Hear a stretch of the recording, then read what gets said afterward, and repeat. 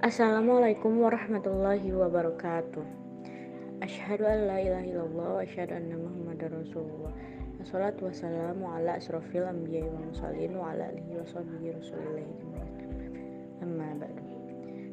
Terutama sekali marilah kita panjatkan puji syukur kita atas kehadirat Allah Subhanahu wa taala yang telah melimpahkan rahmat dan karunia-Nya kepada kita bersama.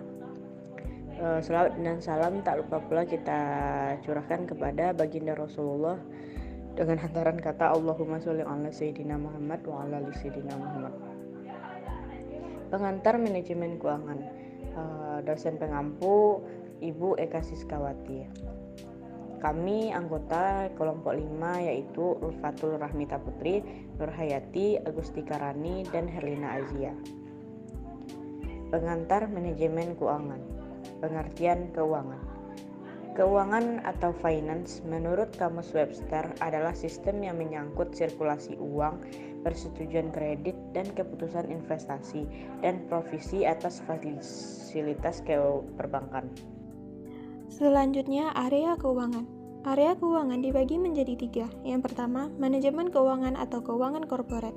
Berfokus pada keputusan yang terkait dengan jumlah dan jenis aset yang akan diambil, cara memperoleh modal yang dibutuhkan untuk membeli aset, serta cara menjalankan perusahaan sehingga dapat memaksimalkan nilainya. Yang kedua, pasar saham, terkait dengan pasar di mana tingkat bunga, harga saham, dan obligasi ditentukan. Yang ketiga, investasi, terkait dengan keputusan mengenai saham dan obligasi dan mencakup sejumlah aktivitas. Yang pertama, analisis efek, yang kedua, teori portofolio, dan yang ketiga, analisis pasar.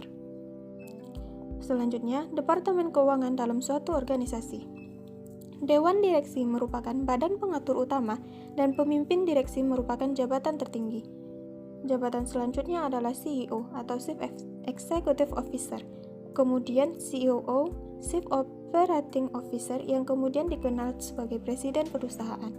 Direktur Keuangan atau CFO atau Chief Financial Officer biasanya merupakan wakil presiden senior dan menjadi pejabat tinggi ketiga yang bertanggung jawab atas kegiatan akuntansi, keuangan, kebijakan kredit, pembuatan keputusan atas akuisisi aset, dan menjalin hubungan dengan investor di mana berbagai hal tersebut melibatkan komunikasi dengan pemegang saham dan pers. Keuangan versus ekonomi dan akuntansi. Keuangan berkembang dari ilmu ekonomi dan akuntansi. Ahli ekonomi mengembangkan gagasan bahwa suatu nilai aset didasarkan pada arus kas yang akan datang yang akan diberikan oleh aset tersebut, dan akuntan memberikan informasi terkait ukuran arus kas tersebut. Orang yang bekerja di Departemen Keuangan harus memahami ilmu ekonomi dan akuntansi. Pekerjaan di bidang keuangan. Bidang keuangan mempersiapkan mahasiswa untuk siap bekerja di sektor perbankan, investasi, asuransi, perusahaan, dan pemerintahan. Mahasiswa akuntansi perlu mengetahui bidang keuangan, pemasaran, manajemen, dan sumber daya manusia, serta perlu memahami keuangan karena bidang ini mempengaruhi aspek-aspek tersebut. Bentuk-bentuk organisasi bisnis. Yang pertama, perusahaan perseorangan atau proprietorship adalah suatu usaha yang dimiliki oleh satu orang dan tidak berbadan hukum. Yang kedua, persekutuan adalah suatu kesepakatan hukum di antara 2 atau lebih orang yang membutuhkan untuk melakukan usaha bersama. Yang ketiga, perseorangan adalah suatu entitas hukum yang diarahkan untuk negara, dipisah dan dibedakan pemilik dan manajernya. Yang keempat, limited liability company merupakan sebuah organisasi baru yang merupakan gabungan dari persekutuan dan perseorangan limited liability partnership. Tujuan utama keuangan menciptakan nilai bagi investor. Banyak perusahaan berfokus pada pemaksimalan tujuan keuangan secara luas seperti pertumbuhan pendapatan per saham serta pangsa pasar, tetapi tujuan-tujuan ini seharusnya tidak lebih diutamakan daripada tujuan utama keuangan, yaitu menciptakan nilai bagi para investor. Penentuan nilai. Nilai investasi merupakan estimasi nilai seharga sebenarnya berdasarkan data pengembangan yang atural, nilai entitas dapat diestimasi tetapi tidak bisa diukur. Kemudian nilai instrik. Nilai instrik merupakan perkiraan analisis perbedaan dengan data dan pandangan yang berbeda tentang manajer sehingga dan tentang masa depan sehingga akan membuat pentingnya dan berbeda dari suatu nilai intrinsik saham. Konsekuensi dari fokus jangka pendek. Tujuannya yaitu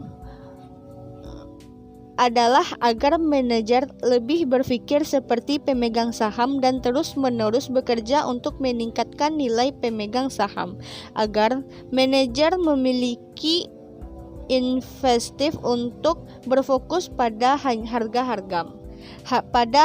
saham. Konflik antara pemegang saham dan manajer.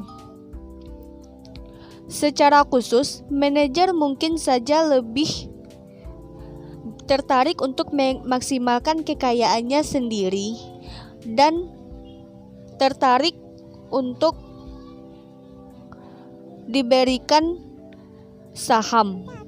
Rencana kompensasi di eksekutif yang efektif dapat memotivasi manajer untuk bertindak demi kepentingan pemegang saham. Perangkat motivasi yang berguna mencakup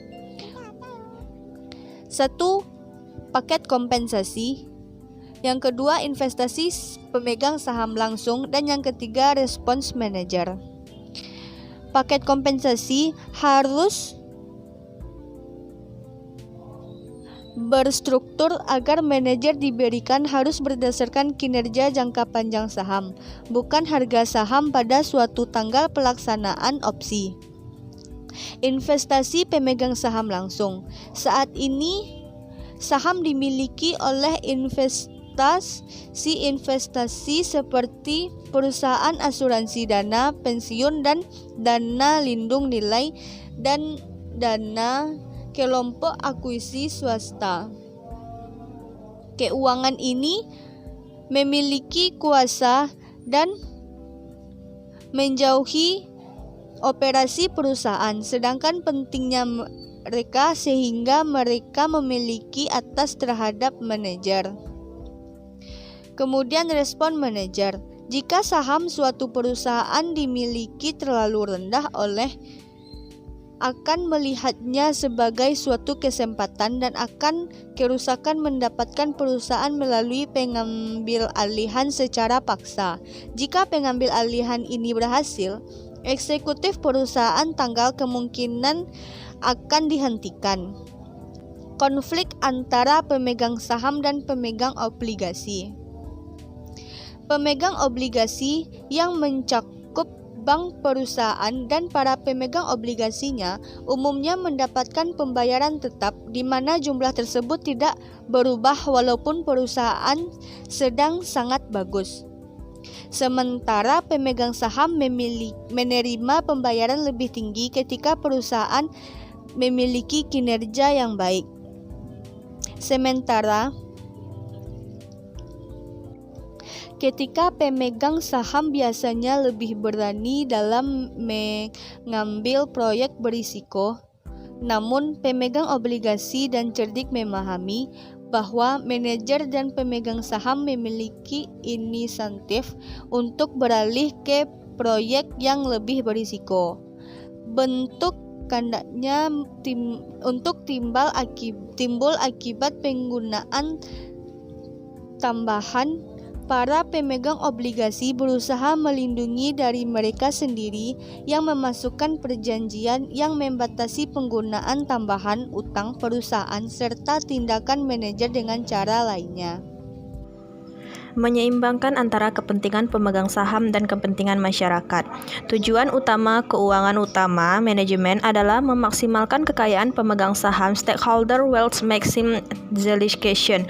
Manajer berkewajiban untuk berperilaku etis mematuhi hukum serta batasan-batasan yang ada di masyarakat. Sebagian besar manajer memahami bahwa memaksimalkan nilai pemegang saham tidak berarti bahwa mereka tidak memperdulikan kepentingan masyarakat luas.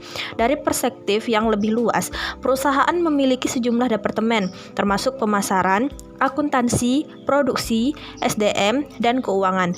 Tugas utama Departemen Keuangan adalah mengevaluasi keputusan yang diajukan serta menilai dampaknya terhadap harga saham dan kekayaan pemegang saham. Etika bisnis. Etika bisnis dapat dianggap sebagai sikap dan tingkah laku suatu perusahaan terhadap karyawan, pelanggan, masyarakat, dan pemegang saham.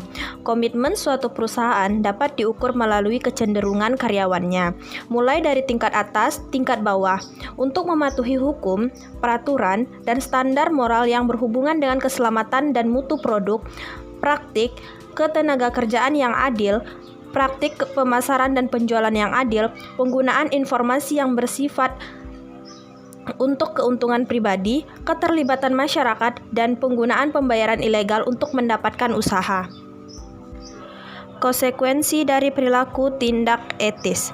Tindakan pelanggaran etis bisnis yang telah meluas membuat banyak investor kehilangan kepercayaan dan meninggalkan pasar saham, sehingga banyak perusahaan kesulitan meningkatkan modal untuk pertumbuhan perusahaan, menciptakan lapangan kerja, dan mendorong perekonomian. Jadi, tindakan yang melanggar etis bisnis tidak hanya merugikan perusahaan tersebut, tetapi juga perusahaan lain pada umumnya. Bagaimana seharusnya karyawan menghadapi perilaku yang tidak etis? Situasi yang sering terjadi, mulai dari kecurangan akuntansi hingga tanggung jawab atas produk dan kasus lingkungan hidup. Karyawan mempertaruhkan pekerjaannya jika tidak sejalan dengan kebijakan atasan.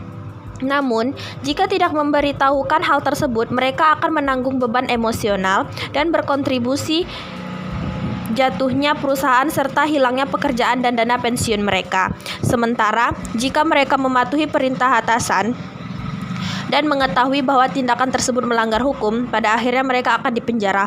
Oleh karena itu, karyawan berada dalam posisi terjepit, yaitu antara melakukan hal yang seharusnya mereka lakukan dan kemungkinan kehilangan pekerjaan atau mematuhi perintah atasan dan berkemungkinan berakhir di penjara. Baiklah, sekian pemaparan materi dari kelompok 5 tentang pengantar manajemen keuangan. Kami dari kelompok 5 memohon maaf atas kesalahan. Kami akhiri. Wassalamualaikum warahmatullahi wabarakatuh.